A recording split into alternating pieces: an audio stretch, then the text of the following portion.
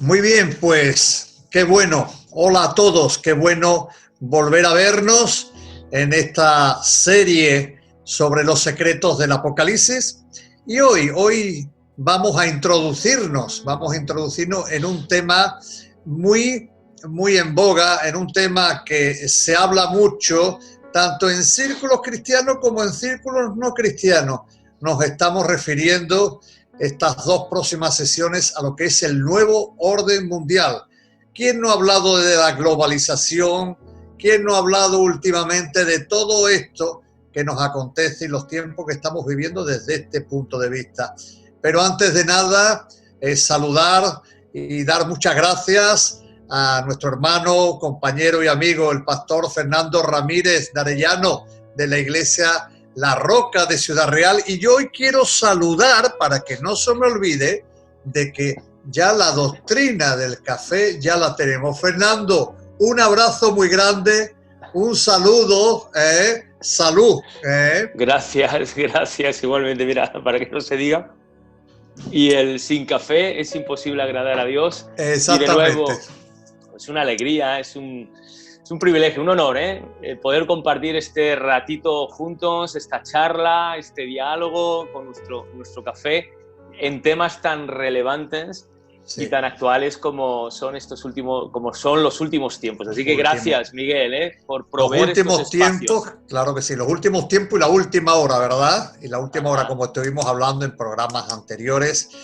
Antes de comenzar estas dos sesiones o estas dos próximas sesiones, el tema de estas dos próximas sesiones, los secretos del Apocalipsis y lo que es nuevo orden mundial, queremos hacer un par de apuntes. En primer lugar, decir que todos aquellos que se queden con dudas, porque tanto el deseo del pastor Fernando como el mío es darle un enfoque pastoral a todas estas, más que de maestro pastoral, acercar este libro, acercar todos estos pensamientos, estos temas, lo más posible a la iglesia. Pero todos aquellos que se queden con dudas, por favor, háganlo saber a través de las páginas web sobre qué dudas le quedan, y nosotros, como dijimos el pasado programa, cuando terminemos todas estas sesiones tendremos un último programa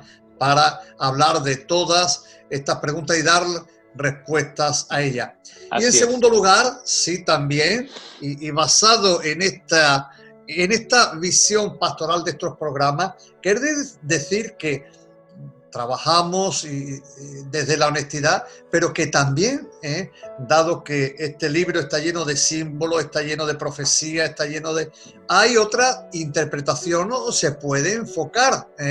Yo sé que tanto el pastor Fernando como un servidor, en la parte que nos corresponde, tratamos de ser lo más honestos y tratamos de remitirnos lo más posible a lo que entendemos que dice la palabra de Dios y tratar de acercarlas en nuestra visión y nuestro deseo, en el buen sentido de la palabra, humildemente hablando en ese sentido. Pero sí, también es verdad, pastor, y esta interpretación sobre esto, pues sí, también se puede dar, como hoy hablaremos de distintas cosas que vamos a tocar. Que de hecho, perdón, Miguel, perdón por la interrupción, pero sería bueno, todo esto ya lo vimos, creo recordar en el primer programa que hicimos. Sí. Sería bueno, incluso en las descripciones se pueda poner el link de los programas anteriores, porque ahí hablamos justamente de todos estos asuntos, las doctrinas fundamentales, en las que no son negociables, en las que todos estamos de acuerdo, y luego son doctrinas secundarias que no son vitales para nuestra salvación, que admiten diferentes interpretaciones o diferentes enfoques hermenéuticos. Entonces, todo eso ya lo tenemos. Así que, claro, el que quiera repasar todo esto, pues que le dé allí a los links, a los clics y adelante, ¿no? Exactamente, claro que sí. Muy bien. Hoy, Fernando, vamos ya a abordar a partir del capítulo 4, nos iremos hasta el 17, y no lo abordaremos en profundidad porque el tema el tema es muy extenso, pero a través de estas dos próximas sesiones, por lo menos las figuras más relevantes iremos tocando. Dejaremos al final, en el capítulo 17, esa figura de la gran ramera que nos introducirá en las últimas sesiones, pero no nos vamos a adelantar a ello. Porque lo primero que me gustaría preguntarte al abordar este tema del nuevo orden mundial es ver que entendemos, según nos muestra la Biblia, que el nuevo orden mundial es un reino, es un gobierno, y que choca o está en contraposición sobre el reino de los cielos que es predicado por nuestro Señor Jesucristo. Entonces, claro, Fernando, aunque parezca evidente o aunque parezca obvio, ¿hay una lucha entonces entre reinos? ¿Existen dos reinos en el ámbito espiritual, por llamarlo de alguna manera? Claro, sí, y no solamente, Miguel, fíjate que es lo que debemos poner en contexto y tener una visión clara. No solamente existe una lucha enfrentada entre el reino de Dios y el reino de las tinieblas, por supuesto que existe la realidad de nuestro Dios y la realidad del adversario, pero es que hay una lucha por la tierra. Ahora que estamos hablando del nuevo orden mundial, la lucha justamente es por tener dominio, por tener señorío sobre la tierra. Cristo dijo, por ejemplo, en Juan capítulo 8, que dice, bueno, yo no soy de este mundo. Y cuando Jesús retoma esa afirmación más adelante, ya en Juan capítulo 17, esa noche previa y esa oración previa, la de Getsemaní, a su arresto, a su juicio y después, posteriormente, a su crucifixión, él ya está orando no solamente por él, presentándose delante del Señor, sino que está orando por todos nosotros, los que habríamos de creer a través del testimonio de los apóstoles y de la predicación del Evangelio. Dice, y oro por ellos porque de igual manera que yo, Jesús, no soy de este mundo, ellos tampoco son de este mundo. Y en el siguiente capítulo, cuando Jesús está delante de Pilato, claro, Jesús dice, mi reino no es de este mundo. Entonces nos habla que hay un reino de Dios, obviamente. Jesús nos enseña en Mateo 6, en esa oración tan conocida, ¿no? La oración del Padre Nuestro. Venga tu reino. Claro, venga tu reino a esta tierra, hágase tu voluntad en esta tierra como se hace en los cielos. Y luego, por otro lado, nos habla la Biblia claramente, pues podemos recordar Efesios 2, donde se nos dice que antes de conocer a Cristo, pues estábamos en el reino de las tinieblas, que seguíamos la corriente de este siglo y que detrás de esa corriente está el príncipe de este siglo, ¿no? De este siglo. Y ahí eso, o por ejemplo, en 2 Corintios 4, donde se nos dice que el Dios de este siglo también, refiriéndose al diablo, pues ha cegado el entendimiento de las personas, pues para que la luz de Cristo no le resplandezca. Entonces, claro que hay un enfrentamiento entre dos reinos. Yo creo que aquí podemos recordar algo que dijimos, no es un enfrentamiento de tú a tú, de igual a igual, obviamente. Siempre habrá un triunfo, estamos hablando de Dios Todopoderoso y el diablo como una criatura finita, creada y encima caída. Pero sí que hay un enfrentamiento entre el reino de Dios y el de las tinieblas, y el objetivo es tener un dominio sobre la tierra, por supuesto. Bueno, Pablo termina Efesios diciendo que no tenemos lucha, ¿verdad?, contra carne y sangre. Eso es. Habla y te da hasta los rangos, ¿verdad?, de ese reino adverso a nuestro, algo que entendemos que ya comenzó desde el principio ahí en Génesis, la simiente, ¿verdad?, de la serpiente, la simiente de Eva. Claro que sí, muy bien. Sí, ahí habla esa enemistad y esa primera profecía mesiánica, correcto. Claro que sí, muy bien. Vamos a introducirnos ya de nuevo en el libro de Apocalipsis, concretamente los capítulos 4 y 5. Los capítulos 4 y 5 es, digamos, como una antesala de una gran lucha, de una antesala de una serie de juicios y de acontecimientos fuertes, muy fuertes, que van a dirimir el futuro.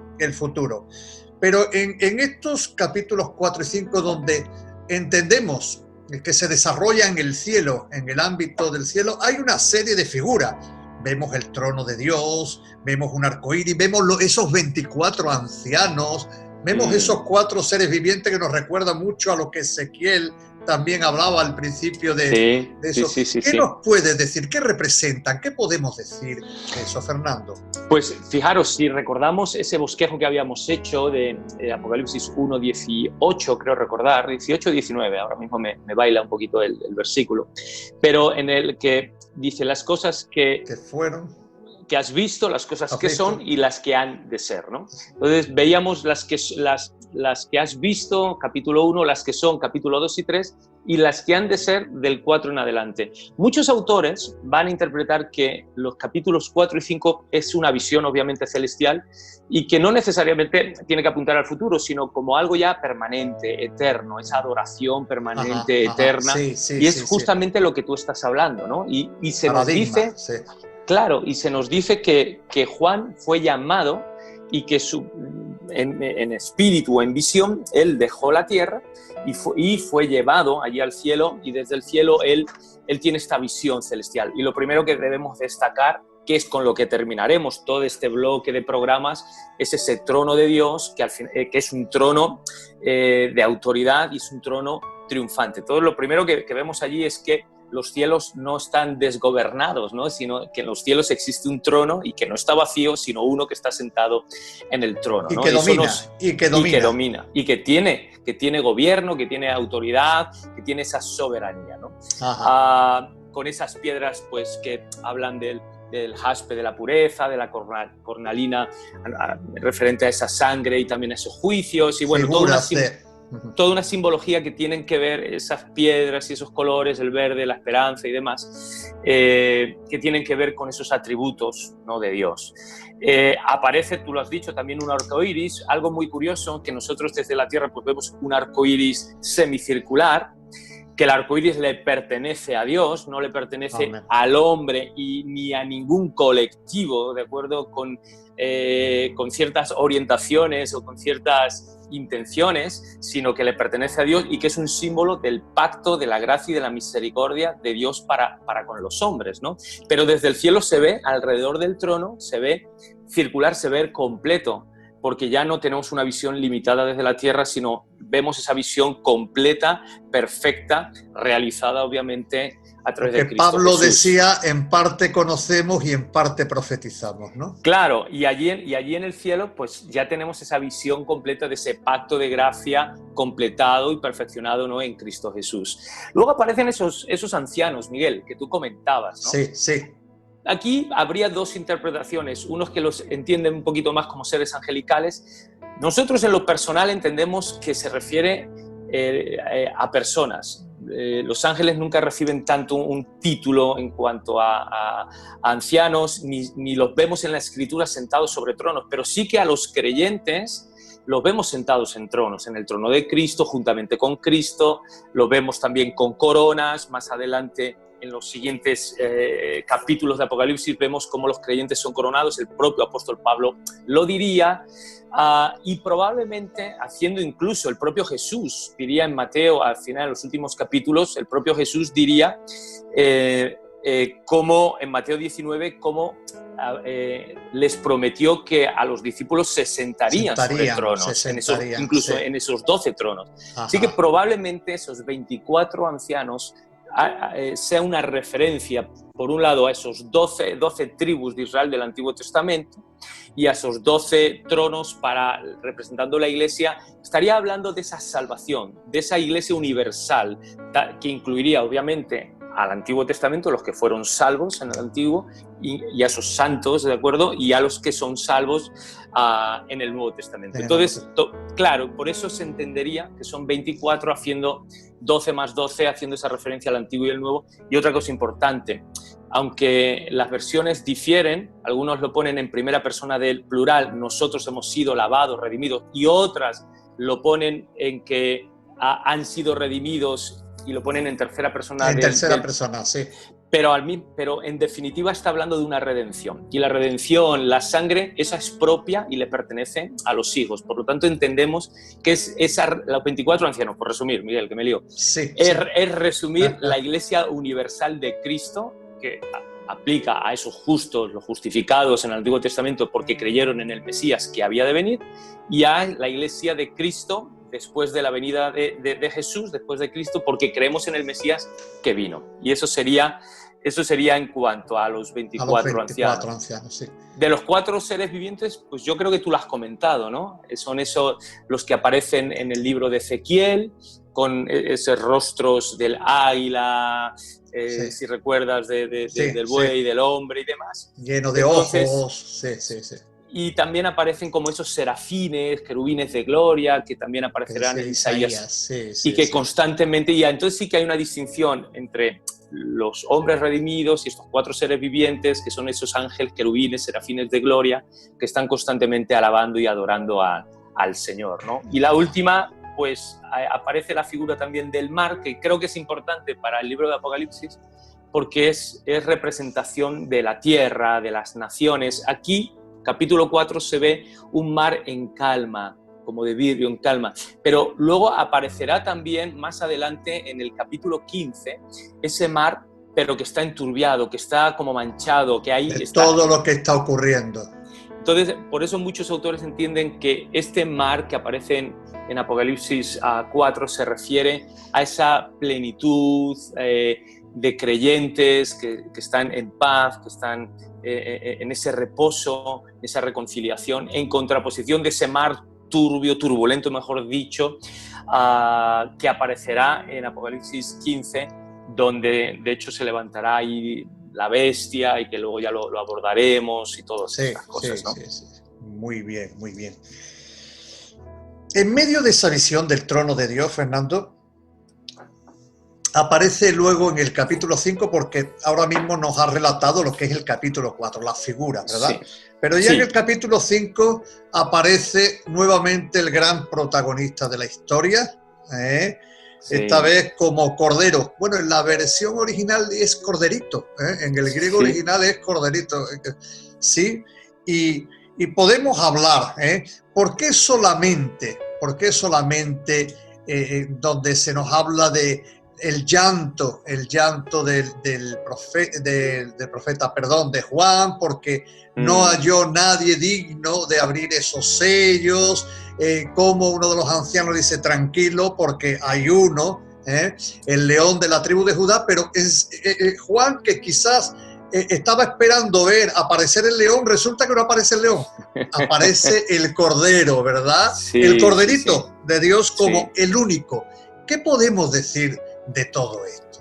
Mira, eso nos sirve un poco incluso para entender lo que veíamos la anterior. La visión del ángel en cuanto a Jesús es una visión del rey triunfante, de ese león que nadie le puede hacer frente, que está en la cima, ¿no? En cuanto a poder y autoridad. Y autoridad, sí. Pero cuando Juan lo ve, no lo ve tanto como ese león, que lo es, sino lo ve como ese cordero, porque está hablando de esa sangre. Entonces, nosotros... Y del sacrificio. Ángel, claro, el ángel que no ha recibido y que Cristo no murió por los ángeles, ni ha sido cubierto, ni bañado, ni limpiado, ni lavado por la sangre del cordero, pues no puede tener esa visión. Pero nosotros, en este caso Juan, representando pues a los creyentes, tenemos esa visión de Jesús como cordero porque su sangre nos ha limpiado, nos ha lavado, nos ha reconciliado, ¿no? Y entonces, para identificar al cordero inmolado, que él fue, ¿no? Claro. Entonces, muy interesante porque capítulo 5 vemos a Dios sentado en el trono con su mano extendida, sosteniendo un rollo, diciendo quién es digno de abrir este rollo que está sellado con esos 7 sellos. Y no había nadie, y se produce un grandísimo estrés, tanto en el cielo, en la tierra y bajo de la tierra. Y solamente después de que parece que ya no hay solución, aparece ese Cordero, Jesucristo, que es digno. Obviamente, Él es digno por su sacrificio, porque nos sustituyó, porque tomó nuestro lugar, porque su vida fue perfecta en cuanto a que nunca cometió pecado, nos pudo sustituir, pudo cargar con nuestras transgresiones, pudo cargar con nuestra culpa, pudo cargar con esa ira de Dios. Entonces, el único que es digno, en este caso, para tomar ese rollo, que yo creo que ahora lo explicaremos, es el Cordero, y es justamente por eso, debido a su perfección, debido a que nos sustituyó.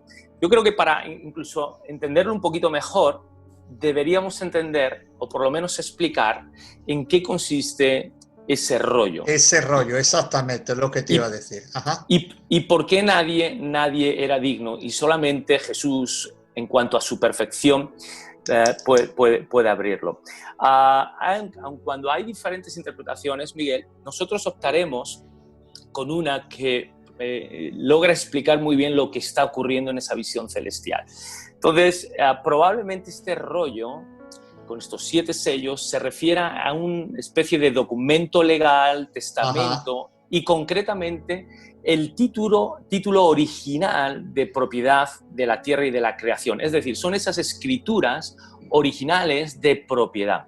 Y para esto, ¿recuerdas cuando hablábamos de los usos y las costumbres? Y las costumbres de entonces, claro que sí. Sí. Para en ese contexto. Claro.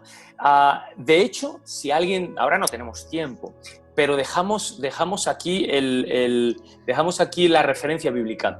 En Jeremías 32 sí, aparece una ilustración de lo que se describe en Apocalipsis 5 en cuanto a esas transacciones y esas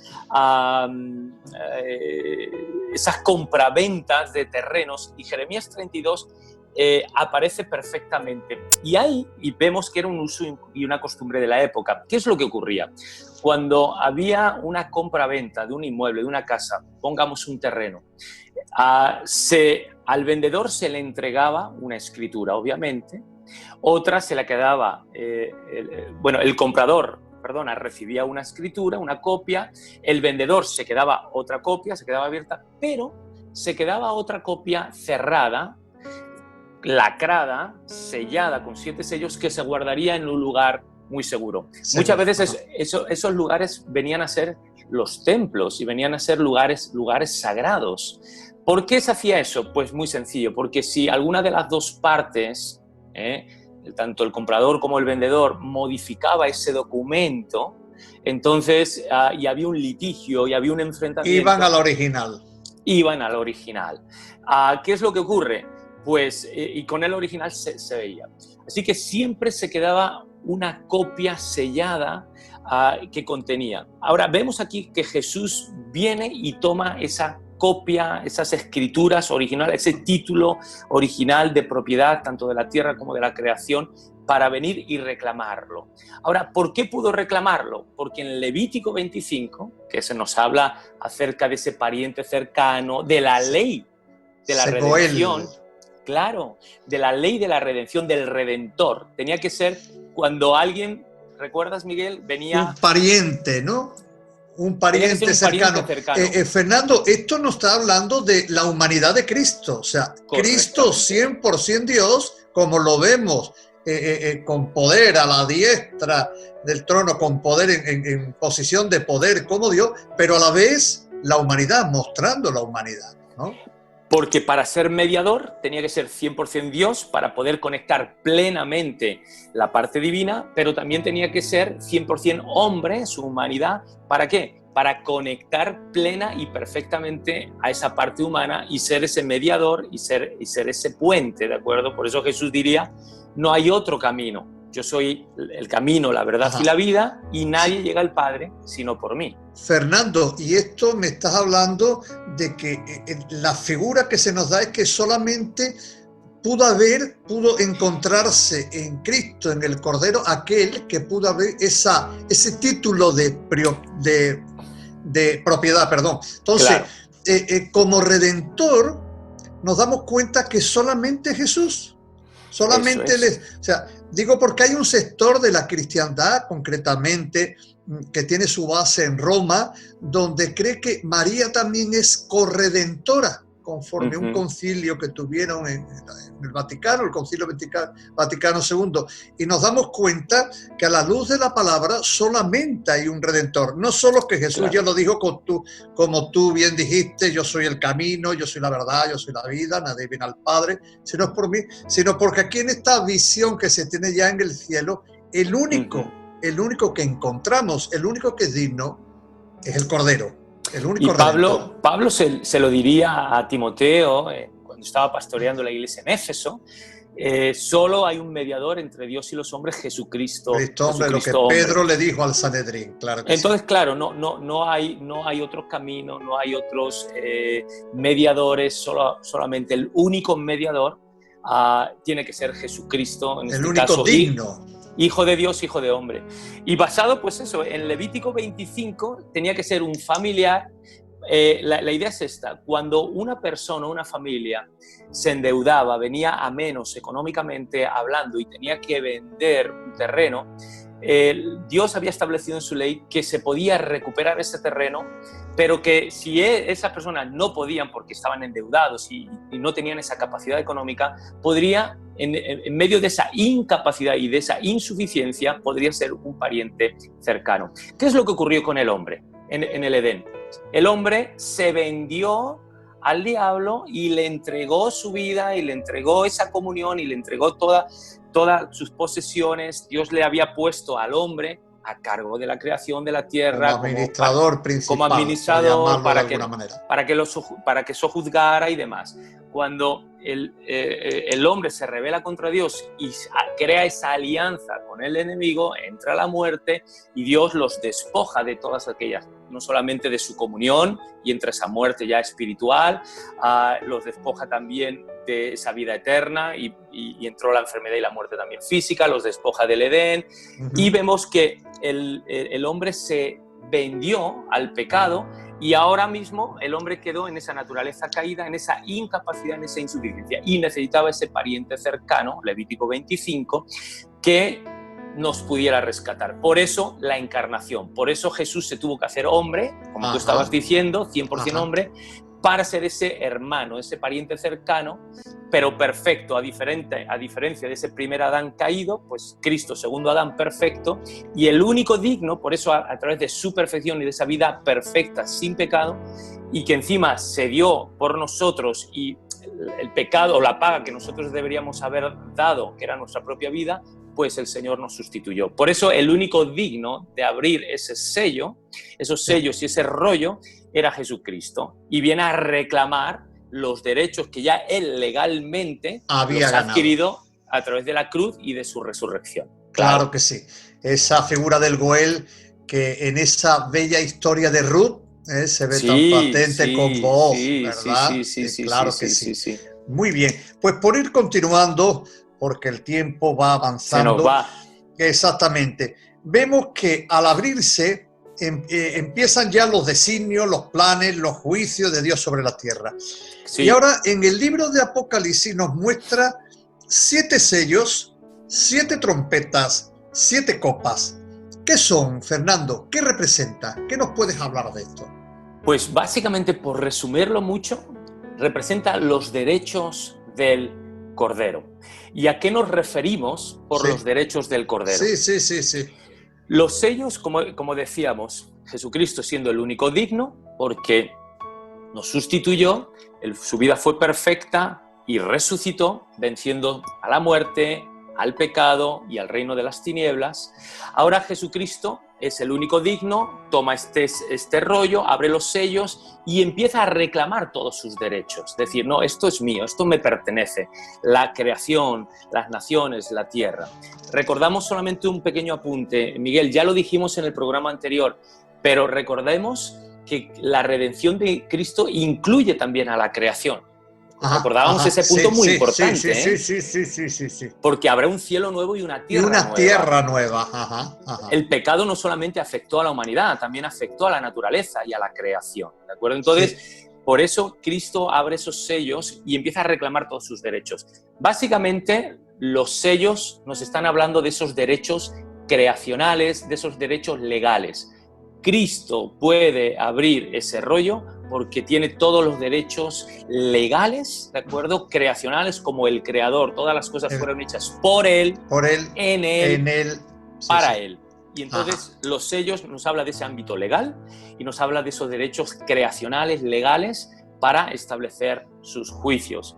Que si quieres, Miguel, podríamos abordar este asunto de que los juicios de Dios, no sé lo que tú opinas, pero la gente a veces tiene confusión como que ven a un Dios malo, malvado, justiciero, airado. Es lo que te iba a decir, justiciero, exactamente. Sin embargo, estos sellos, estos juicios que se está hablando a través de estas figuras, nos muestra un Dios justo, un juez justo. Claro. Es que los juicios de Dios no son sin causa. Es más, debemos entender que la justicia, ese atributo de la justicia de Dios y la bondad de Dios están ligados. No se puede ser justo si no se es bueno, no se puede ser bueno si no se es justo. Si hay un juez y el juez es malo y no hace justicia, entonces un juez a un criminal que ha matado y ha asesinado a 20 personas, un juez que no haga justicia sería un mal juez, ya no sería bueno. La misericordia y la verdad se besaron, ¿no? Claro, entonces necesariamente la justicia y la bondad tienen que ir juntos. Sí. Y sobre todo que no son juicios arbitrarios, son juicios justos y merecidos porque están basados en las obras y en la maldad, en las transgresiones, en el pecado de los hombres. Entonces son esos juicios que se ejecutan a causa de los pecados y de la maldad del propio hombre. Es decir, la maldad y el pecado del hombre le alcanza. Lo que pasa es que, Miguel, siempre es más fácil echarle la culpa al vecino y decir qué malo es el vecino, en este caso qué malo es Dios, antes de mirarnos al espejo y decir esto me lo merezco y esto es justo. Y como Dios es bueno, yo no quiero un juez que en lugar de meter en la prisión a un asesino, a un violador, lo deje en la calle. De la misma manera, si Dios va a ser bueno, no puede permitir que las cosas, los pecados terminen siendo o queden impunes, ¿no? Sin un castigo. Sí. Y como creador tiene todos los derechos. Claro. Exactamente. Entonces, y ahora, por seguir, Fernando, discúlpame, porque el tiempo se nos está echando encima. Hemos hablado de los sellos, pero ¿y qué nos dices de las trompetas y de las copas? Nos estás hablando de derechos del Cordero. ¿Tiene algo que ver las trompetas y las copas también? Sí. Pues muy interesante, si los sellos son los derechos legales creacionales, las trompetas son los derechos imperiales. Y nos habla de que ese Cordero de Dios es el soberano, el que va a traer el reino, el que va a traer... viene como más adelante se le proclama Rey de Reyes y Señor de Señores. Señor de Señores, ¿no? Ese Cordero que vendrá, ¿no?, montado, ese Verbo de Dios, y que vendrá montado en ese caballo blanco, pues para establecer. Y nos habla de esos derechos imperiales, ¿no? Y por último nos habla de las copas de la ira. Y nos está hablando de esos derechos sacerdotales y de esos derechos de que solamente Cristo es el mediador. Y recordemos cómo Cristo en Getsemaní hablaba de esa copa. Si es posible, pase de mí esta copa.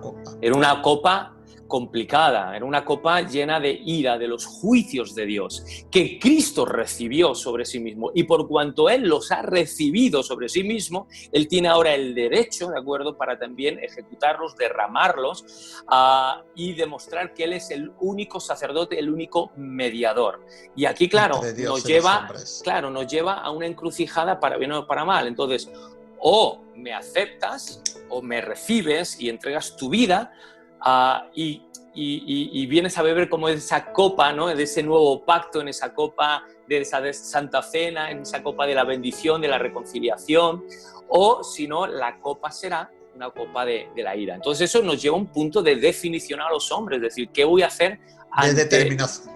Claro, ante las buenas nuevas y ante lo que Dios ha hecho por mí. ¿Lo voy a aceptar o lo voy a rechazar? Por eso en Apocalipsis, y termino con esto, de igual manera que se nos habla de los juicios de Dios, siempre se nos habla de ventanas de oportunidad y de salvación. Y Apocalipsis está lleno de oportunidades que Dios le da a la humanidad, y de hecho habrá salvación en estos tiempos finales. En estos tiempos. Pero esto último que tú estabas diciendo, de una manera muy sencilla, estos versículos tan conocidos: de tal manera amó Dios al mundo que ha dado a su Hijo para todo aquel que en Él crea. Y luego en el 18, un poquito más abajo, dice, en el 17, no vino Cristo a condenar, sino a salvar, de manera que el que no cree ya ha sido condenado. O sea, es una decisión personal. No, para mí todo esto es un rollo. Bueno, Cristo y la Iglesia te expone el mensaje, te proclama las buenas nuevas y luego ya está en el hombre creer o no creer. Que claro. El que nos está escuchando dice, no, para mí todo esto es una paparrucha, para mí todo esto no tiene nada de creíble. Bueno, en aquel día no podrás decir que no se te pudo decir, ¿no? O sea, esto Dios como juez no viene a condenar porque es justiciero. Él da la solución y se basa en que tú lo creas, lo aceptes o no lo creas y no lo aceptes. Tú lo has dicho muy bien en Juan 3. El mundo ya estaba perdido, el mundo ya estaba condenado, el mundo ya estaba caído por su propio pecado. Y Dios tuvo la opción de quedarse en el trono y no hacer nada o de enviar a su Hijo. Dando la milla extra, Dios envió a su Hijo. Se hizo hombre para que pudiera ser ese cordero y ser ese mediador. Y ahora tenemos Dios, por así decirlo, nos ofrece dos copas. La copa de ese nuevo pacto en Jesús, que es esa copa de comunión, esa cena de intimidad en la que somos parte de su familia, nos llama amiga, claro. O, por otro lado, está la copa de la ira. Jesús tomó la copa de la ira para que no la tengamos que tomar tú y yo y podamos participar de la otra copa que nos ofrece, que es de la misericordia, de la salvación. Y eso es una decisión, como tú estás diciendo, que debemos tomar. Por eso en Apocalipsis aparecerá ahora no tanto esa copa del nuevo pacto que nosotros los creyentes recordamos, ¿no? Y celebramos, sino aparece la otra copa, la de la ira. Y eso es importante que lo entendamos. Que luego lo iremos viendo en próxima sesión, pero qué bueno terminar esta parte porque creo que el tiempo se nos echó encima recordando lo que Pablo nos decía. Vosotros ya no estáis puestos para ira, ¿verdad? Vosotros ya elegisteis bien, sí, elegisteis por la gracia de Dios, pudimos elegir bien y ya no estamos puestos para ira. Qué bueno. Fernando, lo de siempre, el tiempo se nos echa encima. Se nos acabó el café. Se nos acabó el café, hay que ir, ¿verdad? A reponer, claro que sí. Y sí vamos a dejar esta primera sesión hasta ahí, dando un repaso, aunque sea a vista de pájaro, pero no sin rigor, ¿verdad? Escritural, sobre los capítulos 4 y 5 de Apocalipsis, donde hay, digamos, un preludio de lo que ahora va a ocurrir y nos introduciremos ya más de lleno en el nuevo orden mundial, pero eso tendrá que ser la próxima sesión porque, vuelvo a repetir, el tiempo se nos echó encima. Fernando, te mando un abrazo grande, ¿sí? Y nos vemos prontito para seguir esta segunda sesión que hemos llamado Nuevo Orden Mundial dentro de estas charlas, coloquios que dijimos que llamamos, ¿sí?, los secretos del Apocalipsis. Mira, un abrazo fuerte y nos vemos pronto, Fernando. Igualmente, Miguel, para ti, para tu esposa y para toda la familia de la Iglesia de Vigo. Bendiciones, estamos en contacto. Claro que sí, bendiciones, hasta la próxima.